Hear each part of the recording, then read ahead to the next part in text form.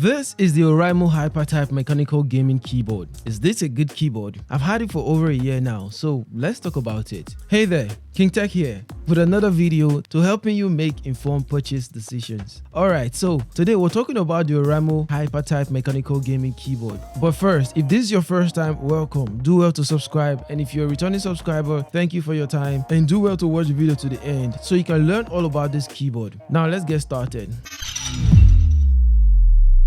So, like I mentioned previously, I've had this keyboard for over a year now, 18 months to be precise. Well, first off, if you're seeing this keyboard for the first time, it is a mechanical keyboard. It has about 14 RGB backlit modes, and you can also turn it off completely if you do not want it. I don't know why you want to do that, but yeah, it's possible. Well, it doesn't have a software to customize the backlit whatsoever like some other keyboard would have, but yeah, I mean, it works for what it works, right? And also for ease of playback, especially for music lovers like myself, it has an inbuilt volume knob, which is just great to easily access volume, and when pressed down, it also doubles as a pause and play button, which is just amazing. But there was an issue with that, more on that in a minute. It also came shipped with a detachable wrist rest, which is all plastic by the way, it's nothing fancy. And also, like you would have already seen, it's a full-length keyboard. That means it has a number pad attached to it. It's not a mini keyboard whatsoever, it's a full-length keyboard. And the switches on this keyboard are blue switches. If you know anything about the blue switch on a mechanical keyboard, you know that they are quite loud.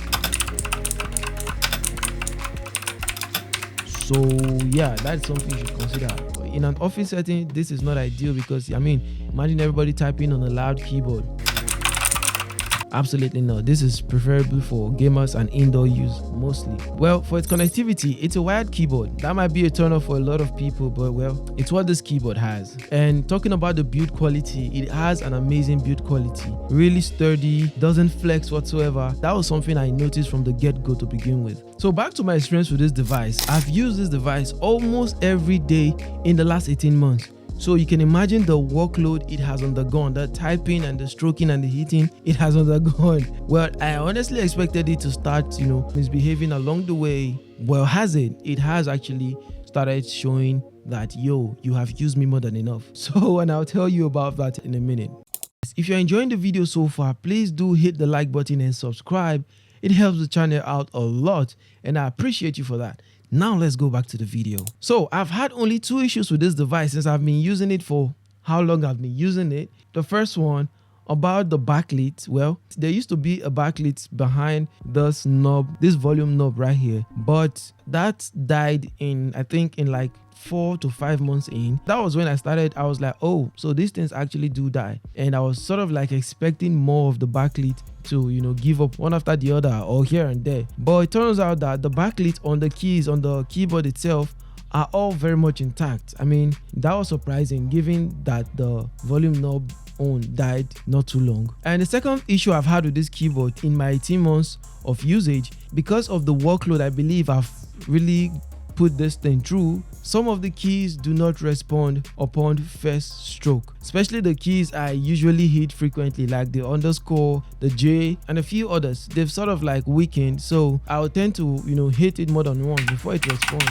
And also, before I forget, when typing with this keyboard, the keys sometimes double impute. Like you type I and double letter I appear. That happens too quite frequently. So it's something I'll have to live with till I change the keyboard. Maybe because of the workload I've put this thing through, because I'm into creative work and I also have a remote 9 to 5. So you can imagine I'm always on my decks almost every time doing one thing or the other. Yes, of course, I know what you're thinking. My social life is non-existent and you're not far from the truth. But I'm trying to work on that though. And this keyboard is always there to work with me, so to a large extent I can understand why it's beginning to act up and all of that. But really though, you might not have any of these issues, if at all, if you're not a heavy user like myself. Now let's talk about two things in my opinion that I wish was done different on this keyboard or should be included in an upgrade version in the future. First thing would be on the pause play press function on this volume knob. I really wish it was a touch key whereby you just touch to pause and play your music rather than pressing it down, which is quite hard. But another thing would be,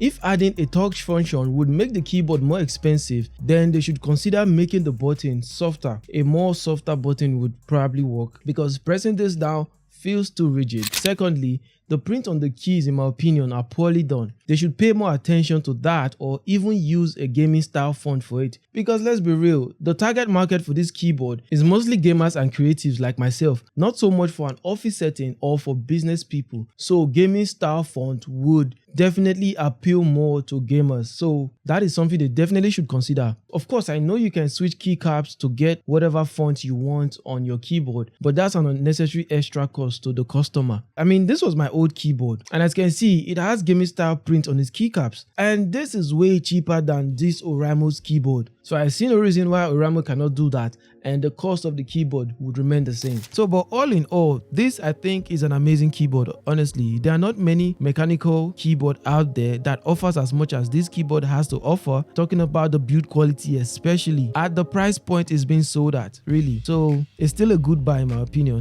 So if you're in the market for a new keyboard that feels solid and all of that, Oraimo got you covered with their hypertype mechanical keyboard. It just works. It is amazing, trust me. So currently it's selling for about 30,000 naira on their website. Elsewhere it is way more expensive, so you might want to check it out and pick one for yourself if you want one. And lastly, the big question is, would I buy this keyboard again if I have to do it all over again with the experience I have right now?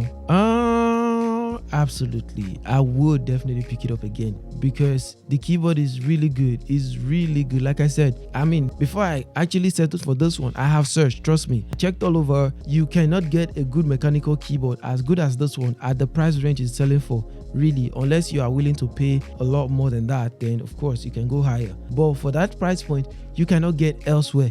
That is just fact. I mean, I do my research a lot before I press the buy button, so trust me on this one. Except loud typing is not your thing, then you might want to consider maybe a Corsair keyboard or a keyboard with brown switches so you can get a lot quieter experience. Well, that's that for you to decide. And if you have any questions about this keyboard, something I missed, just let me know. Drop it in the comments down below and I'll definitely reply to that. And tell me what you think about this keyboard, what you feel. Is this keyboard good enough for its price? Is there a better option out there for that same price point? Let me know. I'm curious to hear your thoughts on this too. And also, if you're a content creator and you're looking to get started with content creation, because honestly it's gonna be the next big thing, so I would honestly advise you to get started one way or the other. And if you're looking for the best way to get started with content creation that wouldn't break the bank, you might want to watch this video right here and get started as soon as possible. I'll catch you on the next one.